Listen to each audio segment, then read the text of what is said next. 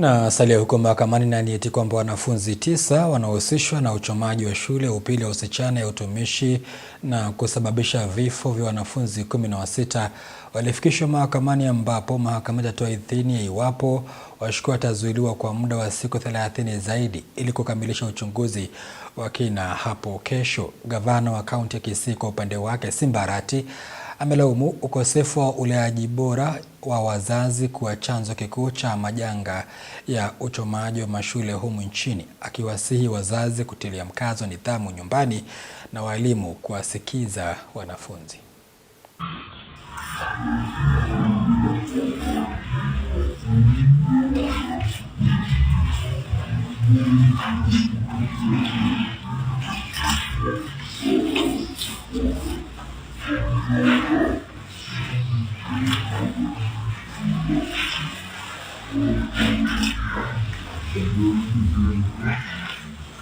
Hawa walichoma shule ya utumishi wamekamatwa wote. Kwa hivyo story yao kwisha, hakuna shule wataenda, kwa sababu watabaki katika jela, kwa sababu wameua.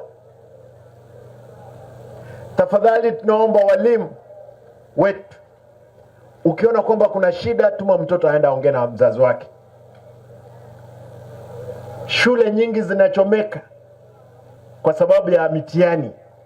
Unaona mitihani imeanza kufanyika, watoto wako na wasiwasi. Wacha nikwambie, hata kama usipopita mtihani, maisha inaendelea. Kwa hivyo naomba tafadhali wazazi wote tuweke nidhamu kwa watoto wetu. Maisha imekuwa ngumu, lakini haiwezi kuwa mpaka ngumu kwa mtoto wako. Mtoto wako msomeshe na atakuwa mtu mzuri. Ni wazazi tafadhali, Bwana County Commissioner, County Commander, there is incidents of indiscipline even among the youths.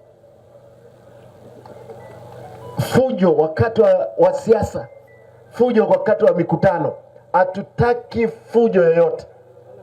Kama wewe uko na maoni tofauti, fanya mkutano yako tu vile unavyotaka.